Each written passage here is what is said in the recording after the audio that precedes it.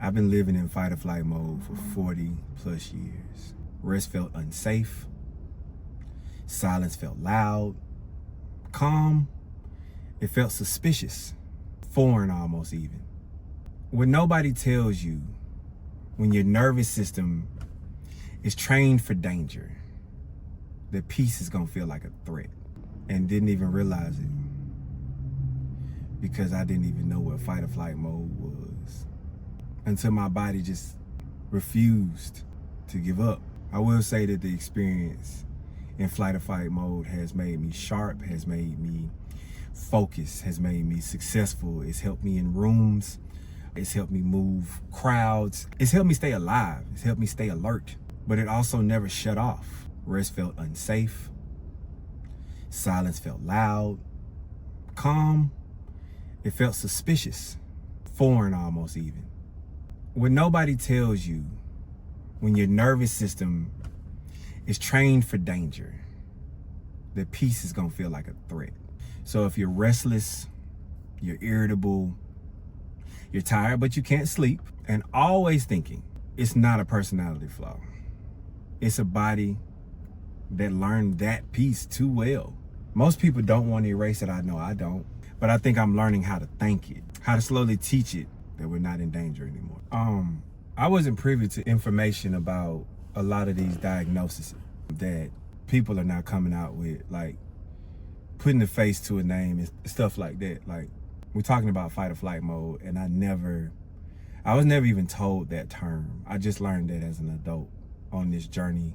And using the ChatGPT aspect of this, I was able to put that in and really kind of understand how my life has been shaped around fight or flight. I've always been the person to make myself valuable so I would be valuable to people, so I could be able to stick around, so I could be welcomed. But it was a fight. Like, that right there is a fight, because I was always adjusting to whoever was around. You know, you gotta, your mama this way, your daddy that way, your granny this way, the person that you work with that way, your brother this way. Is all these different ways except for the way of your own. So fight or flight became the way I survived. You know, if it became too much, I left. But also, it gave me a little edge, a lot more than other people, because I was trying to cope and fit in the room while others were able to leave that room.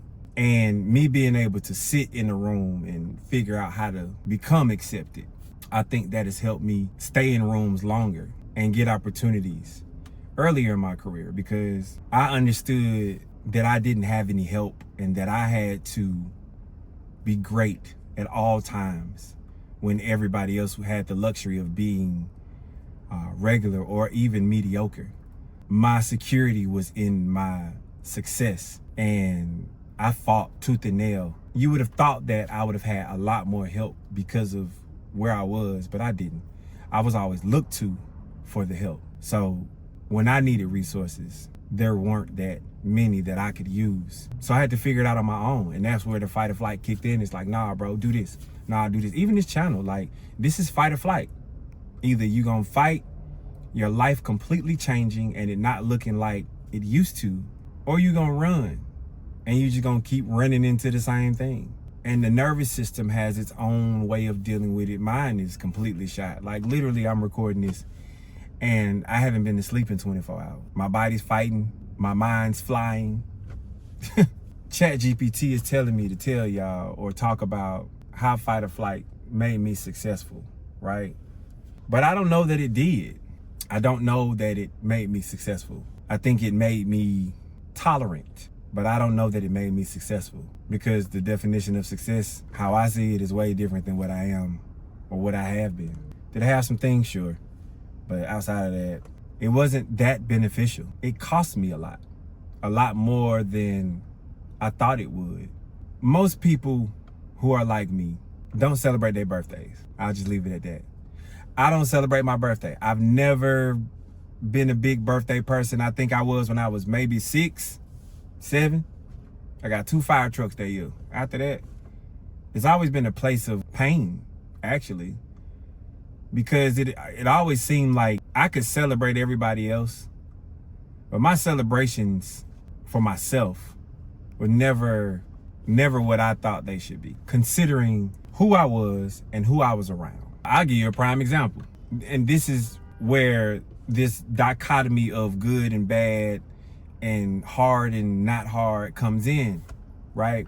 One of my dream cars has always been a G63 AMG G-Wagon. I fell in love with this truck when I went to LA when I was younger and I was out there working. I said one day, I'm gonna get that. Same with the Ferrari 458. I used to be the 430. The 360 Modena was my first Ferrari love. And all of those numbers are just variations of that car. Just grown up. 360, 430, the 458. It's just the same car. Just anyway, I was able to, at a time in my life where I was working my ass off, get a G-Wagon. I got it because I like the truck, not because it was the popular thing for people to be driving in my industry. I didn't give a fuck about none of that. I honestly got the truck because I liked the truck. It was a dope truck. It also allowed me to put some type of label on success, because I felt like if I was able to work hard enough to be able to afford a truck like this, then that gotta be success, right? It wasn't. I think I enjoyed that truck for 2 weeks, and then it became a place of jealousy for other people. So I would get shrewd ass little remarks. Oh, your little truck, you done got your little truck. Bro, this $100,000 truck, almost $200,000 truck. Ain't nothing little about this shit. So don't do me like that. And it just always seemed like I would drive it, but I just, after them first 2 weeks, it was always an issue. Not with the truck, just the way I felt in the truck. It was just like, this ain't necessarily what I thought it would feel like. And maybe because my fight or flight wouldn't let me settle down enough to just enjoy the fact that I had the money to buy this truck. Even after that, we had a big birthday party that year for me. I didn't want to do the party. Everybody else around me was like, man, you gotta do a party. Listening to somebody who I shouldn't even been listening to in the first place. Actually, I was listening to the person that was jealous of me having the truck. Person that made the same remark. At that time, I worked with an artist. You know, usually artists and DJ relationships, you know, your artists will pull up on you if you're doing something, they're not working. So this particular time, I'm in Atlanta. I do a club on the night that my birthday was. I was on the radio, so I was able to do it in conjunction with the radio. But I still had to pay the artist, which is crazy to me. I had to pay this artist $10,000. This is an artist that I work with every night. 10 grand to show up at a birthday party, when I have personally went to other people's events with this man for free. No, he ain't get no money. That's neither here nor there. I drove my truck that night. People taking pictures and all this. Mind you, I didn't even want to have this party in the first place. I don't give a shit about this party. I just wanted to enjoy it. The DJ that was able to DJ was one of my very, very good friends. And I know he DJs like me. So we had a ball. It didn't seem like nobody else was having fun. It seemed like it was the artists, the people that was with the artists, they was just there.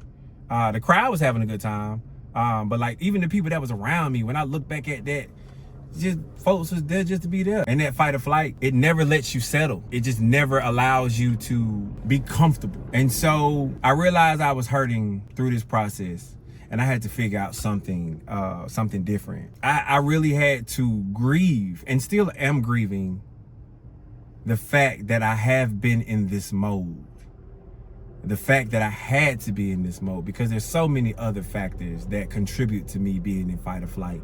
Not just me not having a relationship with my mom and the messed up stuff she's done, but also watching my dad go through stuff with my mom, but also watching him go through stuff with the city that he worked for, who is now treating him like he's expendable, and just not having relationships with people, just all of it. Like, I can now look back and understand why normal therapy probably wouldn't have worked for me. This fight or flight thing has been all encompassing. It's taken control of my entire being.